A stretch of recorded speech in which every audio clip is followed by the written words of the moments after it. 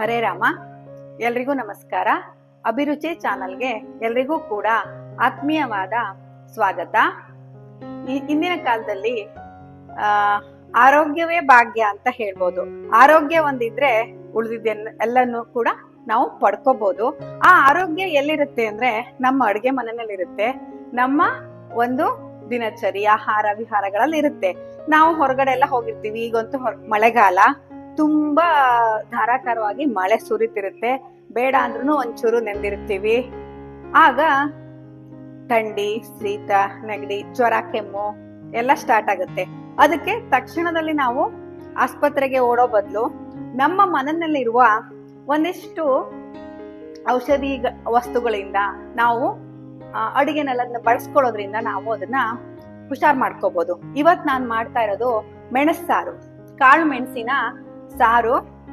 ಈ ನಮ್ಮ ಮಲೆನಾಡಿನಲ್ಲಿ ಎಲ್ಲ ಯಾರಾದ್ರೂ ಥಂಡಿ ಜ್ವರ ಆದ್ರೆಲ್ಲ ತಕ್ಷಣ ಹೇಳೋದು, ಯಾಕೋ ಥಂಡಿ ಆಗ್ಬಿಟ್ಟಿದೆ, ಮೆಣಸು ಸಾರು ಮಾಡು ಇವತ್ತು ಊಟಕ್ಕೆ ಅಂತಾನೆ ಹೇಳೋದು. ಅದ್ರ ಊಟಕ್ಕೆ ಅನ್ನ ಜೊತೆಗೂ ಮಾಡ್ಬೋದು, ಊಟ ಮಾಡ್ಬೋದು. ಜೊತೆಗೆ ಅದನ್ನ ಸಾರು, ಕುಡಿಯೋ ಸಾರು ತರನು ಕುಡಿಬಹುದು. ತುಂಬಾ ಆರೋಗ್ಯಕ್ಕೆ ಒಳ್ಳೇದು ಕೂಡ. ಅದು ಹೇಗ್ ಮಾಡೋದು ಅಂತ ಈಗ ನೋಡೋಣ. ನೋಡಿ, ಇದು ಕಾಳ್ಮೆಣಸು, ಇದು ಕಪ್ಪು ಕಾಳ್ಮೆಣಸು. ಇದು ಕಾಳ್ಮೆಣಸನ್ನೇ ಹಣ್ಣನ್ನ ತೊಳೆದು ಒಣಗಿಸ್ಕೊಂಡ್ ಮಾಡಿರೋ ಬೋಳು ಕಾಳು. ನಾವ್ ಇದನ್ನೇ ಜಾಸ್ತಿ ಬಳಸೋದು. ಹಾಗೆ ಇದು ಜೀರಿಗೆ. ಇದನ್ನ ಸೇರಿಸಿ ನಾವು ಇವತ್ತು ಸಾರು ಮಾಡೋದು. ಅದಕ್ಕೆ ಉಪ್ಪು, ಹುಳಿಗೆ ಲಿಂಬೆಹಣ್ಣು, ಆಮೇಲೆ ಬೇವಿನ ಸೊಪ್ಪು. ಈ ಒಂದು ಕಾಳ್ಮೆಣಸು ಮತ್ತು ಜೀರಿಗೆಯನ್ನ ನಾವು ಈ ಒಂದು ಬತ್ಕಲ್ನಲ್ಲಿ ಹಾಕೊಂಡು ಅರ್ಕೊಳ್ಳೋಣ.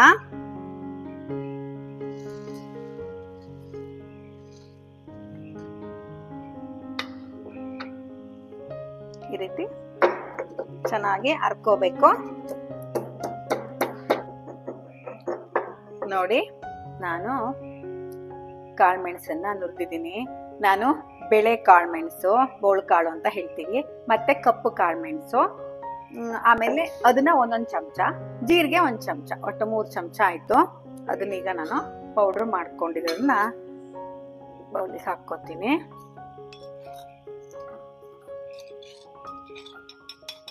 ಈ ಒಂದು 3 ಚಮಚದಷ್ಟು ಪೌಡರ್ನಲ್ಲಿ ಒಂದು 4 ಲೋಟದಷ್ಟು ಸಾರು ಮಾಡಬಹುದು. ಈಗ ನಾವು ಸಾರು ಮಾಡೋದನ್ನ ಸ್ಟಾರ್ಟ್ ಮಾಡೋಣ. ಒಂದು ಪಾತ್ರೆನಲ್ಲಿ ತುಪ್ಪ ಹಾಕೊಂಡು ಈ ಒಂದು ಕಾಳ್ಮೆಣಸನ್ನ ಹಾಕಿ ಹುರಿಬೇಕು ಮಾಡೋಣ. ಈಗ ಸಾರಿಗೆ ಈಗ ನಾವು ಒಗ್ಗರಣೆಯನ್ನ ಹಾಕೋಣ. ಸ್ಟವ್ ಆನ್ ಮಾಡ್ಕೊಂಡಿದ್ದೀನಿ. ಈಗ ಇದಕ್ಕೆ ನಾವು ಮೊದಲಿಗೆ 2 ಚಮಚ ತುಪ್ಪವನ್ನು ಹಾಕೋಬೇಕು. ತುಪ್ಪ ತುಂಬಾ ಒಳ್ಳೇದು ಆರೋಗ್ಯಕ್ಕೆ. ತುಪ್ಪ ತಿನ್ನಲ್ಲ ಅಂತಿದ್ರೆ ಎಣ್ಣೆ ಕೂಡ ಹಾಕೋಬಹುದು. ನೋಡಿ, ನಾನೀಗ ಹಾಕಿದ್ದೀನಿ. ಈಗ ನಾನು ತುಪ್ಪ ಕಾದ ನಂತರ ಅದಕ್ಕೆ ಸಾಂಬಾರ್ ಬಟ್ಲು ಸಾಸಿವೆ ಕಾಳನ್ನ ಹಾಕ್ತಾ ಇದ್ದೀನಿ.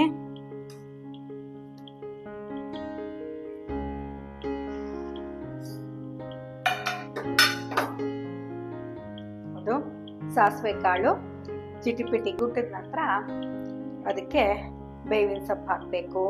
ಆಮೇಲೆ ಈ ಕಾಳ್ಮೆಣಸಿನ ಪುಡಿಯನ್ನು ಹಾಕಿ ಹುರ್ಕೋಬೇಕು ಫಸ್ಟು, ಆಮೇಲೆ ಬೇವಿನ ಸೊಪ್ಪು, ಆಮೇಲೆ ಅದಕ್ಕೆ ನಾನು ಚಿಟಿಕೆ ಅರಿಶಿನವನ್ನ ಹಾಕ್ತಾ ಇದ್ದೀನಿ. ಈಗ ಈ ಒಂದು ಕಾಳ್ಮೆಣಸಿನ ಸಾರು ಮಾಡುವಾಗ ನಂಗೆ ನೆನಪಾಗಿದ್ದೇನು ಅಂತಂದ್ರೆ, ಮೊನ್ನೆ ನಾನೆಲ್ಲ ಈಗ ಇತ್ತೀಚೆಗೆ ಪೇಪರ್ನಲ್ಲಿ ನೋಡಿದೆ, ಕೊರೋನಾಗ ಔಷಧಿ ಕಂಡುಹಿಡಿದಿದಾರಂತೆ. ತುಂಬಾ ಖುಷಿ ಆಯ್ತು. ಏನ್ ಔಷಧಿಯಪ್ಪ ಅಂತ ನೋಡಿದ್ರೆ ಪೇಪರ್ನಲ್ಲಿ ಕಾಳ್ಮೆಣಸಿನ ಫೋಟೋ ಇತ್ತು. ಕಾಳ್ಮೆಣಸಿನ ಪುಡಿಯನ್ನ ತಿಂದ್ರೆ ಕೊರೋನಾ ಹುಷಾರಾಗುತ್ತೆ.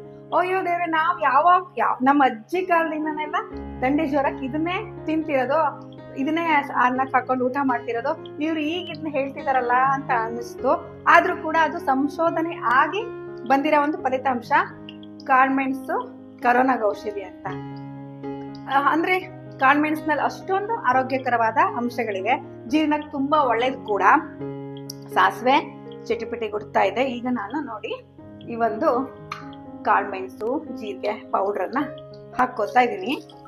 ಇದನ್ನ ಹುರ್ಕೋಬೇಕು ಅಷ್ಟೇ.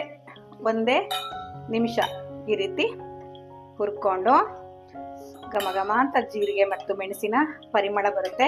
ಜೀರಿಗೆ ಕೂಡ ತುಂಬಾ ಒಳ್ಳೆಯದು ಆರೋಗ್ಯಕ್ಕೆ. ಈಗ ನಾನು ಅದಕ್ಕೆ ಚಿಟಿಕೆ ಅರಿಶಿನ ಪುಡಿಯನ್ನ ಹಾಕ್ತೀನಿ. ನೋಡಿ, ಸ್ವಲ್ಪ ಹಾಕೋಣ. ಅರಿಶಿನ ಪುಡಿಯನ್ನು ಹಾಕ್ತಾ ಇದ್ದೀನಿ. ಆಮೇಲೆ ಒಂದೆರಡು, ಇದೇ ಮೆಣಸೆ ಖಾರ ಇರುತ್ತೆ, ಆದ್ರೂ ಒಂದೆರಡು ಒಣಮೆಣಸನ್ನು ಹಾಕೊಳ್ಳೋಣ. ಹಾಗೆ ಬೇವಿನ ಸೊಪ್ಪು.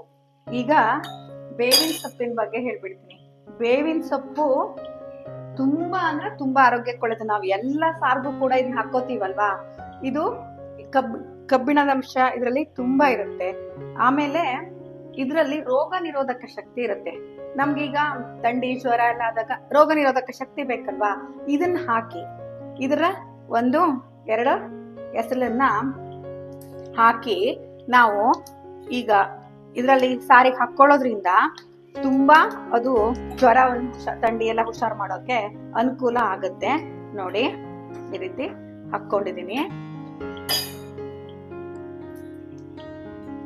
ಈಗ ಇದಕ್ಕೆ ನಾವು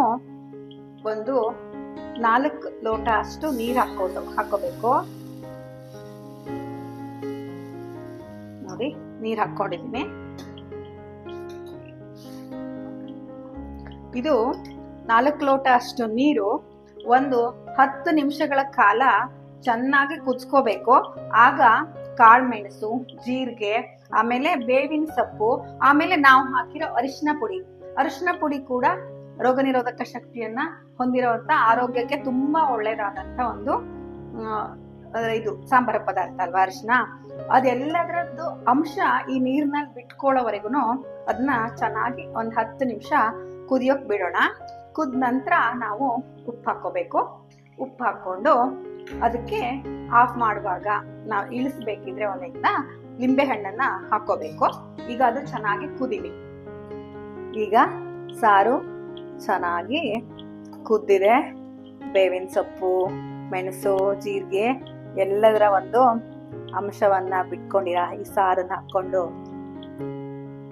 ಊಟ ಮಾಡಿದ್ರೆ ಥಂಡಿ ಜ್ವರ ಎಲ್ಲ ಓಡೋಗುತ್ತೆ. ಅದಕ್ಕೀಗ ನಾನು ಉಪ್ಪು ಹಾಕ್ತಾ ಇದ್ದೀನಿ. ಉಪ್ಪು ಹಾಕಿ ಆನಂತರ ಲಿಂಬೆ ಹಣ್ಣನ್ನ ಹಾಕೋಣ.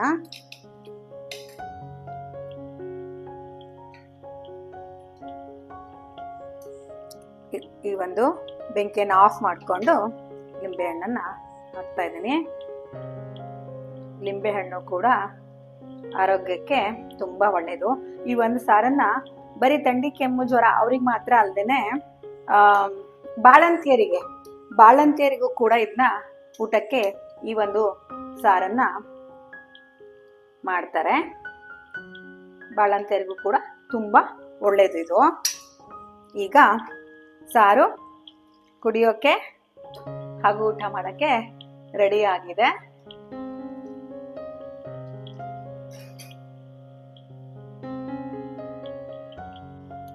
ಆರೋಗ್ಯಕರವಾದ ಕಾಳು ಮೆಣಸಿನ ಸಾರು ಕುಡಿದು ನೋಡೋಣ. ತುಂಬಾ ರುಚಿಯಾಗಿರುತ್ತೆ ಇದು. ಬರೀ ಹೆಲ್ದಿ ಒಂದೇ ಅಲ್ಲ, ಆರೋಗ್ಯಕ್ಕೊಂದೇ ಅಲ್ಲ, ರುಚಿ ಕೂಡ ತುಂಬಾ ಚೆನ್ನಾಗಿರುತ್ತೆ. ನಾಲ್ಗೆ ರುಚಿಯನ್ನು ಹೆಚ್ಚಿಸಿ ಜ್ವರ ಬಂದಾಗ ಏನು ಸೇರಲ್ಲ ನಂಗೆ ಅಂತ ಇರ್ತೀವಲ್ವಾ, ಆಗ ಕೂಡ ಊಟ ಮಾಡ್ಬೇಕು ಅಂತ ನಮ್ಮ ರುಚಿಯನ್ನು ಹೆಚ್ಚಿಸುತ್ತೆ ಇದು. ತುಂಬಾ ಚೆನ್ನಾಗಿದೆ. ಮಳೆಗಾಲದಲ್ಲಂತೂ ಬಿಸಿ ಬಿಸಿಯಾಗಿ ಸುಮ್ಮನೆ ನಾವು ಅಂದ್ರೆ ಒಳ್ಳೇದು ಅಂತ ಕೂಡ ಮಾಡ್ಕೋಬಹುದು. ಈ ಒಂದು ಮೆಣಸು ಸಾರನ್ನ ನೀವು ಕೂಡ ಮಾಡ್ಕೋತೀವಿ ಅಂತ ಅನ್ಕೊಂಡು ಈ ಒಂದು ವಿಡಿಯೋವನ್ನ ಮುಗಿಸ್ತಾ ಇದ್ದೀನಿ.